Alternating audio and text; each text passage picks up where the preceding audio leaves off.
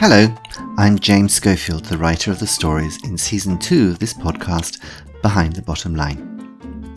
Can I ask you a question? What do you really know about the people you work with? What I've learned is that everybody has an unusual story to tell about themselves. These stories might be funny, sad, or frankly weird. And over the years I've turned these people and events into short stories for various magazines. In each episode of Behind the Bottom Line, I read you my original story, and afterwards I tell you something about its real-life background. Today's story is called STEAM Solutions, and while you're listening, ask yourself, might this world be a bit better than the one we actually live in? STEAM Solutions. That, said Ernest as he and Millie stood on the escalator on their way up to the roof to catch their skybus, was fantastic. Told you so, said Millie. I knew you'd like it. She smiled, her face a light green because of the phosphorus in the wall lighting. They reached the roof and slowly walked arm in arm across to the skybus stop. Millie could see the bus floating slowly through the night air towards Leicester Square from Hyde Park Corner. She hoped it wasn't too full. If they had to stand shoulder to shoulder with other passengers all the way back to Queen's Park, it might spoil the atmosphere. Well, you were right, said Ernest. I mean, you can't take science fiction viddy films seriously, but it was really good fun. Would you like some Winkles? I think I would. Several Winkle sellers were going up and down the skybus queues, carrying steamers on their backs, their trays full of the shiny black sea snails. Ernest bought 2 small bags and a bottle of cola for each of them. For a while they were silent as they sucked the flesh out of the shells. Yummy, said Millie finally, licking some of the juice off her fingers. Did you like Gilda Buck? She looks really good still, don't you think? Ernest thought it was probably unwise to say what he really thought of the actress on a first date, so he kept his answer neutral. She's okay. How old is she now? About 30? Oh, at least 40. I saw an interview with her on a televiddy last week. I thought she seemed a bit old for Sam Tishaw. He's lovely. He was in that viddy with... Ernest only half listened as Millie listed everything she'd seen Tishaw in, and he allowed his eyes to wander as their skybus approached.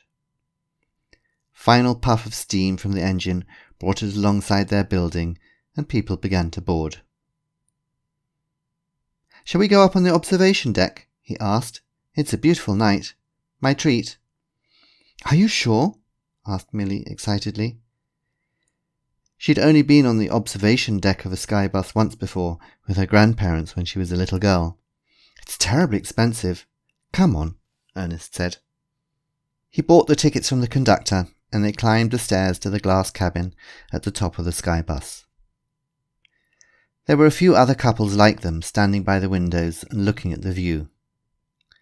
The dome of St. Paul's Cathedral shone in the moonlight, and further east they could see Tower Bridge and the Tower of London, far larger than the buildings surrounding them. They used the skybus telescope to look south to the sea and to watch the ships steaming between Dover and Calais, while to the north the air was filled with skybuses criss-crossing the country with people or goods. It was very beautiful and very quiet. You know, said Ernest, it would be fantastic to have one of those little oilmobiles like they did in the viddy film, just for yourself. You could go outside, get into your oilmobile, and go wherever you wanted. Yes, but the hero wasn't ever able to do that, was he? Answered Millie. Every time he went to work in his oilmobile, about 1 million other people all did the same thing. True. I have to say that the focus on oil was frightening. I mean, everybody just destroying the environment just to get more and more of it. I thought that was a bit unrealistic. They'd have switched to steam power, surely. I mean, you can use any fuel to make steam. You don't need oil. No government would be stupid enough to be so dependent on just one resource. Well, that's viddy films for you, said Ernest. My guess is the director wanted a reason for everybody to go to war at the end, and fighting over oil seemed the most plausible. He smiled suddenly. Those scenes in the offices were funny. Millie laughed. They were, weren't they? Nothing like where we work. Everybody sitting in front of those viewers with those funny little typewriters and sending each other messages. What did they call those machines again? Computators. That's it. But you know what I found really sad? It was when he was supposed to be meeting her in the park, and because they were both following directions on their hand computators, they walked straight past each other. Wasn't that what the whole video film was all about? Ernest asked. About not connecting with people properly. I mean, there was that other scene with a whole crowd of people on a train, and all of them were just looking at their hand computators. They were really controlled by those things, weren't they? Millie added. People didn't seem to have a life of their own without them. Next stop, Queen's Park, the conductor called up the stairs. They froze. The journey had gone so quickly, and neither wanted it to end. But she was supposed to get off now while he was continuing on to Wembley. Both tried to think of something to say. Millie, he began. Yes? She asked, hopefully. Nothing. Well, it was a lovely evening. Yes. They went silently down the stairs. I wish, thought Ernest despairingly, I had a hand computator right now so I could pretend to be doing something important and wouldn't feel like such an idiot. Oh, said Millie, as the sky bus stopped and she stepped out onto the roof of the building. Yes? I just remembered. I have a problem with my boiler in my flat. Could you have a look at it? Her face went pink. How could she have said something so transparent? She'd been able to fix boilers since kindergarten. Everybody could. Steam pressure problem? Yes. Ernest smiled. I'd love to.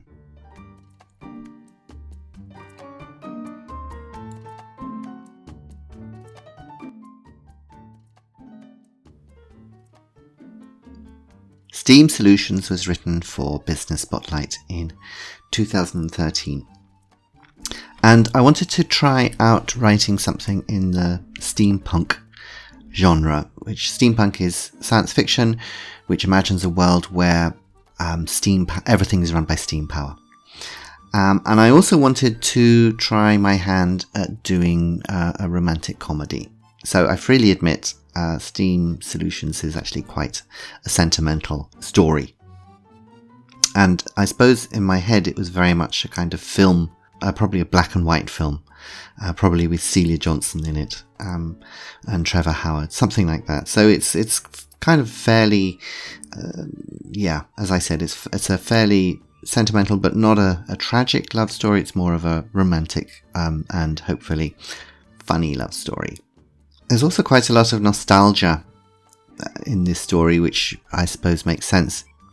And it kind of shows a London which I would like to have existed. And elements of it maybe did exist when I was little or when I was growing up or in the films that I watched when I was little. But to be honest, it probably was never really like that at all. There are certain things in it which did exist, however, though. For example, winkles, these little shellfish, and I can still remember at Cambridge Circus, just near Leicester Square in the centre of London, and going with my parents to see some film at Leicester Square, and then afterwards, for some reason, walking up via Cambridge Circus towards Shaftesbury Avenue, and somebody selling these winkles, and these of course have disappeared now. So I like to imagine what it would be like if they hadn't disappeared. I think at that time when I saw it, this winkle selling Cambridge Circus was probably the last one in London. But I kind of like to imagine what it would be like if they were as common as McDonald's are or Starbucks nowadays. You can also see nostalgia in the names that I chose. Ernest and Millie, short for Millicent, Those are names that you rarely see anywhere today. And I thought it would be nice if actually those names were a bit more common. What I also wanted to do was to remember a little bit about what it's like going on a date, and how careful you have to be, for example, as a man, about giving, if you want your date to go well, how careful you have to be about giving your opinion too strongly on anything. It's much better to save your opinions for yourself and listen to the opinions of your date. It's also my experience that it was advisable not to be too enthusiastic about any actress that you had just seen in a particular film or a particular show, and it was wiser to keep your opinion to yourself about what they looked like, how old they were, or how good they were on the screen. What you can also see in the story is my dislike of cars. I've only ever had one car in my life, and I did actually I did actually do quite a lot in that car, but I don't really like them. I think they're an appalling waste of resources just in their manufacturing, and I think they are horrendous for the planet.